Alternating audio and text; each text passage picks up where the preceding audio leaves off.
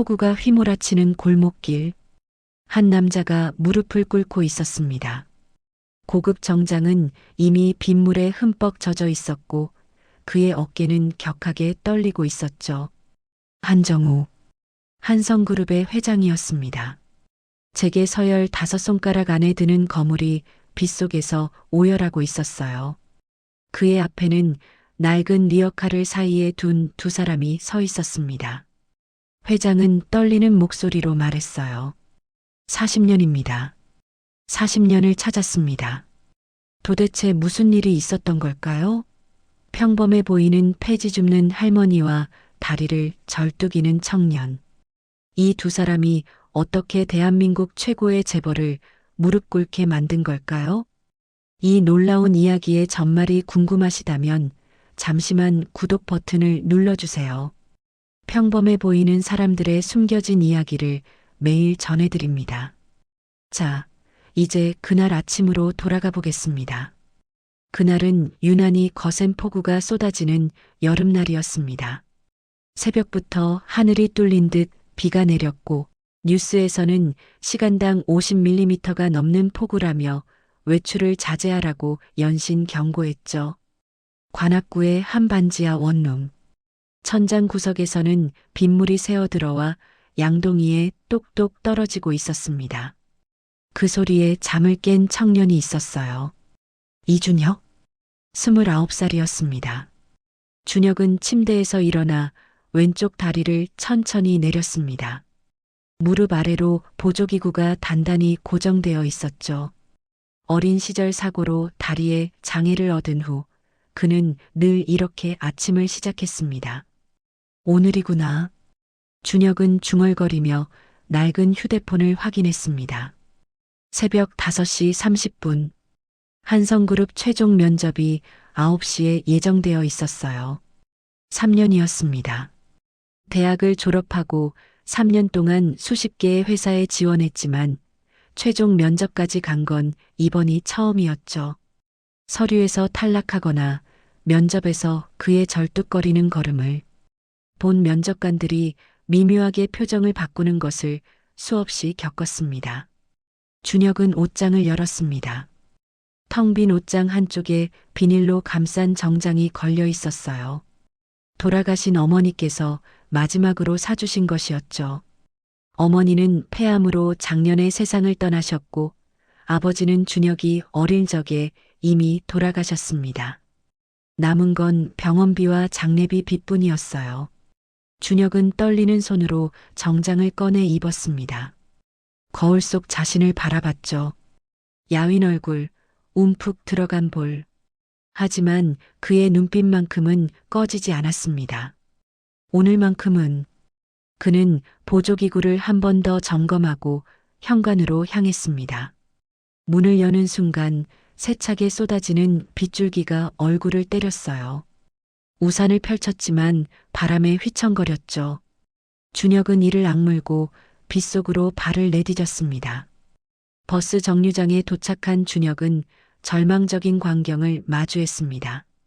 사람들이 발을 동동 구르며 서 있었지만 버스는 보이지 않았어요. 한 아주머니가 짜증 섞인 목소리로 말했습니다. 도로가 다 잠겼대요. 버스가 다 멈췄다고. 준혁의 얼굴이 창백해졌습니다. 택시도 보이지 않았고 지하철역까지는 평소에도 20분은 걸어야 했죠. 게다가 그의 다리로는 이 폭우 속에서 얼마나 걸릴지 알 수 없었습니다. 휴대폰을 꺼내 시간을 확인했어요. 6시 20분. 면접은 9시였습니다. 준혁은 잠시 망설였어요. 포기할까? 회사에 연락해서 사정을 설명할까? 고개를 저었습니다. 3년이었어요. 3년 동안 기다린 기회를 이렇게 놓칠 수는 없었죠. 걸어서라도 가야 해. 준혁은 우산을 단단히 움켜쥐고 걷기 시작했습니다. 왼쪽 다리의 보조기구가 빗물에 젖어 무거워졌지만 개의치 않았어요. 한 발 또 한 발. 절뚝거리는 걸음이었지만 멈추지 않았습니다. 지나가는 사람들이 힐끗힐끗 쳐다봤어요. 폭우 속에서 다리를 절며 걸어가는 청년이 기이해 보였겠죠. 하지만 준혁은 신경 쓸 겨를이 없었습니다. 30분쯤 걸었을까요? 온몸이 땀과 빗물로 뒤범벅이 되어 있었습니다. 왼쪽 다리가 욱신거렸고 보조기구와 닿는 부분이 쓸려 아팠어요. 하지만 아직 갈 길은 멀었죠. 준혁은 잠시 처마 밑에서 숨을 고르며 하늘을 올려다봤습니다. 비는 멈출 기미가 보이지 않았어요. 아버지, 어머니, 오늘만 도와주세요. 그는 간절히 중얼거리며 다시 발을 내디뎠습니다. 1시간이 넘게 폭우를 뚫고 걸어온 준혁은 마침내 한성그룹 본사가 보이는 언덕 아래에 도착했습니다. 휴대폰을 확인하니 8시 15분이었어요. 아직 45분이 남아 있었습니다. 준혁은 안도의 한숨을 내쉬었어요. 하지만 본사로 가려면 앞에 보이는 가파른 언덕길을 올라가야 했죠. 평소에도 그의 다리로는 힘겨운 경사였는데 오늘은 빗물까지 콸콸 흘러내리고 있었습니다. 준혁은 심호흡을 하고 언덕을 오르기 시작했어요. 그때였습니다. 언덕 중간쯤에서 이상한 소리가 들려왔어요. 누군가의 신음소리 같았죠. 준혁은 고개를 들어 앞을 바라봤습니다. 언덕 중간에 누군가가 있었습니다. 70은 넘어 보이는 할머니였어요. 낡은 비닐 우이를 걸치고 폐지가 가득 실린 리어카를 끌고 있었죠. 빗물에 젖은 폐지는 원래보다 몇 배는 무거워 보였습니다. 어이고, 어이고. 할머니의 신음소리가 빗소리 사이로 들려왔어요. 낡은 고무신은 빗물에 미끄러졌고 리어카는 꿈쩍도 하지 않았습니다. 준혁은 잠시 망설였어요. 시간이 촉박했고 그의 다리 상태도 좋지 않았으니까요. 하지만 그 순간이었습니다. 아이고 머니나. 할머니의 비명과 함께 고무신이 완전히 미끄러졌어요. 할머니가 옆으로 넘어지면서 리어카 손잡이를 놓쳤습니다. 무거운 리어카가 뒤로 밀려 내려가기 시작했죠. 준혁의 머릿속이 하얘졌습니다. 언덕 아래에는 횡단보도가 있었고 사람들이 지나다니고 있었어요. 생각할 겨를도 없이 몸이 먼저 움직였습니다. 안 돼. 준혁은 불편한 다리를 이끌고 있는 힘껏 달렸어요. 보조기구가 빗물에 미끄러졌지만 멈추지 않았습니다. 그리고 미끄러져 내려가는 리어카를 향해 온몸을 던졌죠. 쿵! 둔탁한 충격과 함께 준혁의 몸이 젖은 바닥에 처박혔습니다. 리어카의 무게가 등과 어깨를 짓눌렀어요. 불편한 왼쪽 다리가 비틀리면서 날카로운 통증이 밀려왔죠. 그래도 준혁은 이를 악물고 리어카를 붙잡았습니다. 발을 땅에 버티려 했지만 쉽지 않았어요. 결국 리어카와 함께 조금 더 미끄러졌습니다. 그 과정에서 정장 바지가 찢어졌고 재킷은 진흙과 빗물로 엉망이 되었어요. 보조기구가 돌에 부딪혀 삐걱거렸죠. 하지만 리어카는 멈췄습니다. 어머나 어머나, 젊은이 괜찮아? 할머니가 허둥지둥 다가왔어요. 준혁의 모습을 보더니 얼굴이 사색이 되었습니다. 아이고, 내가 뭔 짓을 한 거야. 옷이 이렇게. 준혁은 억지로 웃으며 일어섰습니다. 왼쪽 다리가 욱신거렸지만 내색하지 않았어요. 괜찮습니다, 할머니. 다치신 데는 없으세요? 나야 괜찮지. 근데 자네 다리가. 할머니의 눈에 눈물이 맺혔습니다. 떨리는 손으로 준혁의 옷에 묻은 진흙을 털어주려 했지만 소용없었죠. 혹시 어디 중요한 데 가는 길이었어? 준혁은 쓴웃음을 지었습니다. 면접이요. 저기 한성그룹에. 뭐라고? 할머니의 얼굴이 더욱 어두워졌어요. 한참을 괴로워하더니 품속을 뒤적였습니다. 낡은 천에 쌓인 무언가를 꺼냈어요. 오래된 손목시계였습니다. 이거 받아. 내 평생 행운의 부적이야. 자네한테 복을 줄 거야. 아니, 이런 건 제발 받아줘. 내가 해줄 수 있는 게 이것밖에 없어. 할머니의 간절한 눈빛에 준혁은 거절할 수 없었습니다. 준혁은 손목시계를 재킷 안주머니에 넣고 다시 언덕을 올랐습니다. 절뚝거리는 걸음이 더 심해졌어요. 아까 넘어지면서 왼쪽 다리에 무리가 간 것 같았죠. 하지만 멈출 수 없었습니다. 한성그룹 본사에 도착했을 때 경비원들이 준혁을 보고 수군거렸어요. 저 사람 뭐야? 노숙자인가? 준혁은 그 시선을 무시하고 건물 안으로 들어갔습니다. 로비에 있던 사람들이 일제히 고개를 돌렸죠. 찢어진 정장, 진흙 묻은 얼굴, 절뚝거리는 걸음. 누가 봐도 면접 보러 온 사람 같지 않았습니다. 면접 대기실 문을 여는 순간 수십 개의 시선이 쏟아졌어요. 어머, 저게 뭐야? 설마 면접 보러 온 건 아니겠지? 깔끔한 정장을 입은 지원자들 사이에서 준혁의 모습은 처참했습니다. 한 남자 지원자가 대놓고 코를 막으며 인상을 찌푸렸어요. 야, 냄새 나는 것 같지 않아? 킥킥거리는 웃음소리가 여기저기서 터져 나왔습니다. 준혁은 묵묵히 구석자리를 찾아 앉았어요. 주먹을 꽉 쥐었죠. 창피하고 부끄러웠지만 여기까지 온 이상 포기할 수 없었습니다.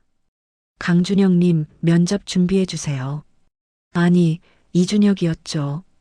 직원의 호출에 준혁이 일어섰습니다. 대기실이 다시 술렁였어요. 면접실 문을 열고 들어서자 5명의 면접관이 앉아 있었습니다. 그들의 표정이 일순간 굳어졌죠. 이게 무슨... 가운데 앉은 인사팀장이 말을 잇지 못했습니다. 옆에 앉은 면접관은 노골적으로 한숨을 내쉬었어요. 하지만 준혁은 당당히 인사했습니다. 안녕하십니까?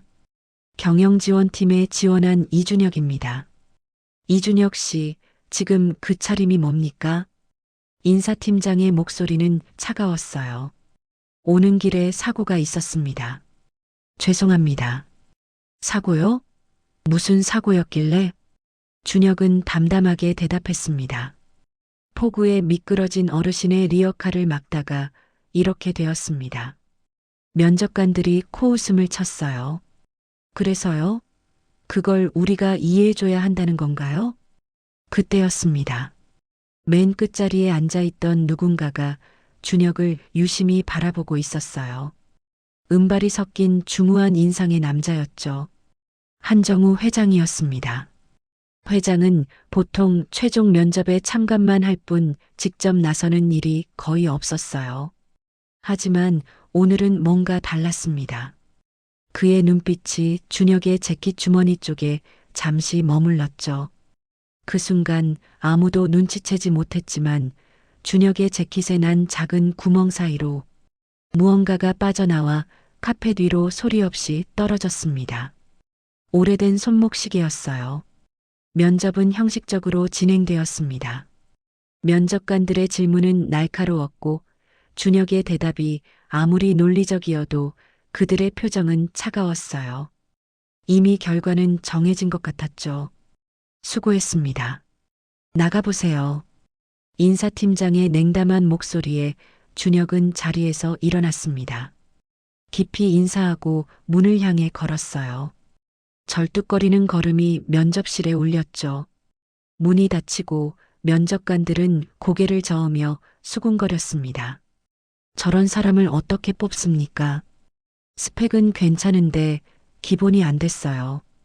그때였습니다. 한정우 회장이 천천히 자리에서 일어났어요. 잠시 나갔다 오겠네. 회장이 문 쪽으로 걸어가다 멈춰섰습니다. 시선이 바닥 한 곳에 고정되었죠. 카페 뒤에 무언가가 반짝이고 있었어요. 회장은 천천히 허리를 굽혀 그것을 집어들었습니다. 오래된 손목시계였어요. 순간 회장의 얼굴이 창백하게 변했습니다. 손이 미세하게 떨리기 시작했죠. 시계를 뒤집어 뒷면을 확인하는 그의 눈이 커졌어요. 희미하게 새겨진 이니셜이 보였습니다. J, W, H, 정우한. 자신의 이름이었어요. 이게 어떻게? 회장의 목소리가 떨렸습니다. 이 시계는 40년 전 자신이 직접 각인을 새겨 넣은 것이었어요. 세상에 단 하나뿐인 시계였죠. 그리고 그 시계를 마지막으로 본 건 40년 전 그날 밤이었습니다. 회장의 머릿속에 오래된 기억이 파도처럼 밀려왔어요. 빗속의 달이 난간을 잡은 손, 그리고 자신을 붙잡아준 따뜻한 손길. 회장님, 괜찮으십니까? 인사팀장의 목소리에 회장은 정신을 차렸습니다. 이 시계를 떨어뜨린 지원자, 당장 찾아와. 예, 그게 왜? 어서. 회장의 다급한 목소리에 인사팀장이 황급히 뛰어나갔습니다. 회장은 떨리는 손으로 시계를 가슴에 품었어요. 40년이었습니다. 40년 동안 찾아 헤맨 은인의 흔적이 지금 손안에 있었죠. 비서실. 회장이 외쳤습니다. 차 준비해. 지금 당장. 예, 회장님. 어디로 가십니까? 그 지원자를 따라가야 해. 어서. 회장은 면접실을 뛰쳐나갔습니다. 엘리베이터를 기다릴 여유도 없이 비상계단으로 향했어요. 고급 구두가 계단을 내려가는 소리가 울렸죠. 1층 로비에 도착했을 때 경비원이 말했습니다. 조금 전에 나가셨습니다. 다리를 절던 청년이요. 회장은 건물 밖으로 뛰어나갔습니다.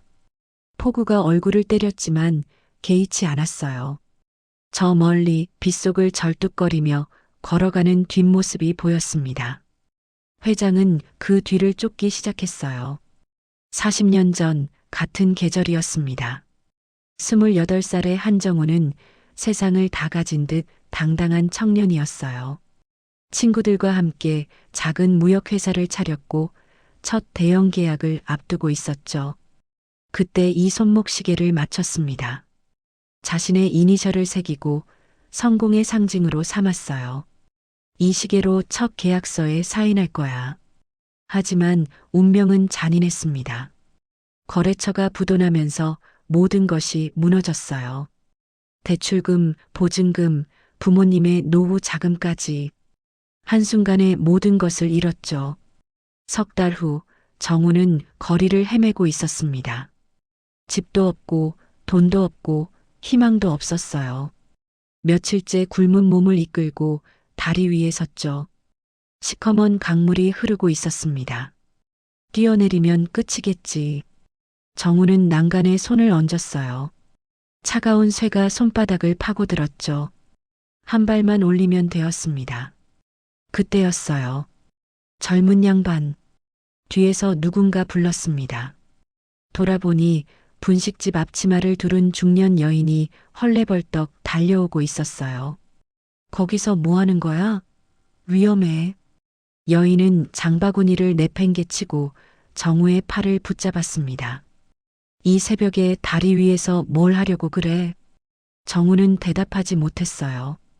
여인은 그의 얼굴을 들여다보더니 깊은 한숨을 내쉬었습니다. 며칠을 굶었구먼. 어서 와. 밥부터 먹어야지. 여인은 정우의 손을 잡고 골목 안으로 이끌었어요. 작은 분식집이었죠. 순인의 분식이라는 간판이 걸려 있었습니다. 김이 모락모락 나는 국밥 한 그릇이 나왔어요. 천천히 먹어. 급하게 먹으면 체해. 정우는 숟가락을 들었습니다. 손이 너무 떨려서 제대로 잡을 수가 없었죠. 한 숟가락 입에 넣는 순간 눈물이 쏟아졌습니다. 따뜻했어요. 뜨거운 국물이 얼어붙은 몸과 마음을 녹였죠. 울어도 돼. 다 울어내. 여인은 정우의 등을 토닥이며 말했습니다. 그날 밤 정우는 분식집 앞으로 돌아왔어요. 주머니에서 손목시계를 꺼내 편지와 함께 우편함에 넣었습니다. 반드시 성공해서 돌아오겠습니다. 그때까지 이 시계를 맡아주십시오. 그리고 40년이 흘렀습니다. 정우는 다시 일어섰어요. 밑바닥부터 시작해 한성그룹을 읽었죠. 성공한 후 분식집을 찾았지만 그 자리에는 빌딩이 들어서 있었습니다. 은인을 찾기 위해 탐정까지 고용했지만 끝내 찾지 못했어요. 그런데 지금 40년 만에 그 시계가 눈앞에 나타난 겁니다. 회장은 폭우 속을 달렸습니다. 저 앞에서 절뚝거리며 걸어가는 청년의 뒤를 쫓으며 가슴이 터질 것 같았어요. 그 시계가 어떻게 저 청년에게 갔을까? 정말 혹시 그분이 살아계신 걸까? 준혁은 면접장을 나와 터벅터벅 걷고 있었습니다. 폭우가 쏟아졌지만 우산을 펼 기력도 없었어요. 3년간의 노력이 물거품이 된 것 같았죠. 찢어진 정장 사이로 빗물이 스며들었지만 신경 쓸 겨를이 없었습니다. 그때 익숙한 목소리가 들려왔어요. 어머, 젊은이. 고개를 드니 아까 그 할머니였습니다. 리어카를 끌고 골목을 지나가던 중이었죠. 할머니는 준혁을 보자 얼굴이 환해졌어요. 면접은 어떻게 됐어? 준혁은 잠시 망설였습니다. 할머니의 기대 어린 눈빛을 보니 차마 진실을 말할 수 없었어요. 잘 봤습니다, 할머니. 할머니가 주신 부적 덕분에요. 거짓말이었지만 할머니를 실망시키고 싶지 않았죠. 그래, 정말 잘 됐구나. 할머니의 얼굴에 기쁨이 번졌습니다. 준혁은 억지로 웃으며 리어카 손잡이를 잡았어요. 제가 모셔다 드릴게요. 어디까지 가세요? 아이고, 괜찮아. 내가 더 힘들잖아. 괜찮습니다. 가시죠. 두 사람은 빗속을 함께 걸었습니다. 준혁이 리어카를 끌고 할머니가 뒤에서 밀었어요. 그때였습니다. 잠깐, 뒤에서 다급한 외침이 들려왔어요. 돌아보니 검은색 세단에서 내린 남자가 폭우 속을 달려오고 있었습니다. 한정우 회장이었어요. 준혁은 깜짝 놀랐습니다. 왜 회장이 여기에? 하지만 회장의 시선은 준혁이 아닌 다른 곳을 향하고 있었어요. 리어카 뒤에 서 있는 할머니에게요. 회장의 발걸음이 느려졌습니다. 얼굴이 창백하게 변했죠. 떨리는 눈동자가 할머니의 얼굴을 훑쳤어요. 세월이 흘러 주름이 깊어지고 허리가 굽었지만 그 눈매만은 변하지 않았습니다. 40년 전 빗속에서 자신의 손을 잡아준 바로 그 여인이었어요. 회장의 무릎이 꺾였습니다. 털썩? 고급 정장 바지가 빗물 고인 바닥에 닿았지만 개의치 않았어요. 회장은 그 자리에서 오열하기 시작했습니다. 40년입니다. 떨리는 목소리가 빗소리 사이로 흘러나왔어요. 40년을 찾았습니다. 준혁과 할머니는 얼어붙은 듯 서 있었습니다. 무슨 일인지 이해할 수 없었죠. 회장은 떨리는 손을 가슴에 얹으며 말을 이었어요. 저는 한정우입니다. 40년 전 다리 위에서 죽으려던 그 청년이요. 할머니의 눈이 커졌습니다. 40년 전 새벽 다리 위에서 저를 붙잡아 주셨죠. 국밥 한 그릇 끓여주시고 다시 살아갈 용기를 주셨습니다. 회장의 눈에서 눈물이 쏟아졌어요. 그날 밤 제가 남긴 시계 40년 동안 간직하고 계셨던 거죠? 할머니의 입술이 떨렸습니다. 빗물인지 눈물인지 모를 것이 볼을 타고 흘러내렸어요. 정우, 그 청년이 자네였어? 할머니는 천천히 무릎을 굽혀 회장과 눈높이를 맞췄습니다. 빗속에서 두 사람은 서로를 마주 보았어요. 40년의 세월이 그 사이에 흘러 있었죠. 살아줘서 고마워. 할머니의 목소리가 떨렸습니다. 그날 내 눈빛이 너무 무서웠어. 정말 죽을 것 같아서 얼마나 걱정했는지 몰라. 회장은 할머니의 거친 손을 꽉 잡았어요. 어머니 덕분에 살았습니다. 그 국밥 한 그릇이 저를 살렸어요. 회장은 할머니가 왜 폐지를 죽게 되었는지 물었습니다. 할머니는 담담하게 이야기했어요. 남편의 보증사고로 모든 것을 잃고 20년 넘게 이렇게 살아왔다고요. 그런데도 제 시계를 40년 동안 간직하셨던 겁니까? 주인이 있는 물건이잖아. 언젠가 꼭 찾으러 올 줄 알았어. 회장의 눈에서 다시 눈물이 흘러내렸습니다. 그때 준혁이 조심스럽게 물었어요. 무슨 일인지 여쭤봐도 될까요? 회장은 준혁을 바라보며 천천히 일어섰습니다. 자네가 오늘 이분을 도왔지. 그리고 이분이 자네에게 시계를 주셨고 그 시계가 나와 이분을 다시 만나게 해줬어. 회장은 준혁의 어깨를 잡았어요. 자네가 아니었으면 나는 평생 은인을 찾지 못했을 거야. 정말 고맙네. 준혁은 어리둥절한 표정이었지만 이 기적 같은 인연에 가슴이 뜨거워졌습니다. 회장은 단호한 목소리로 말했어요. 자네 내일부터 출근하게. 합격이야. 예, 정말입니까?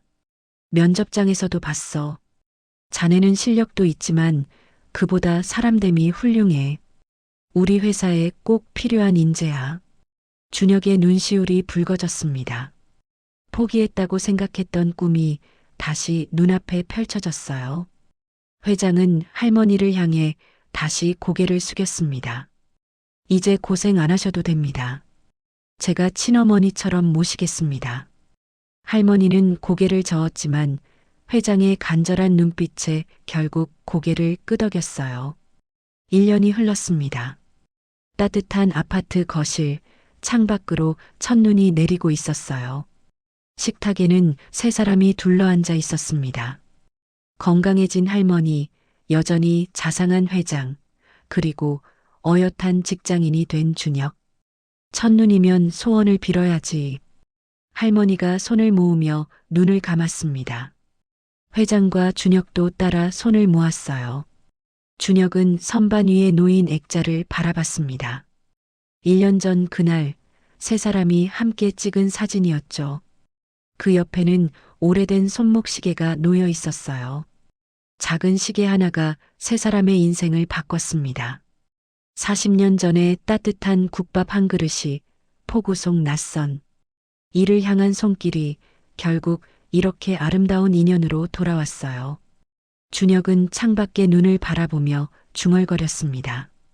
착한 일은 반드시 돌아오는구나. 오늘의 이야기가 당신의 마음에 작은 울림을 드렸다면 앞으로도 당신의 하루에 따뜻한 위로가 될 이야기들로 찾아뵐 수 있도록 구독과 좋아요를 눌러주세요. 그리고 사연의 주인공들을 위한 따뜻한 말씀도 댓글로 부탁드립니다. 당신의 오늘을 늘 응원합니다.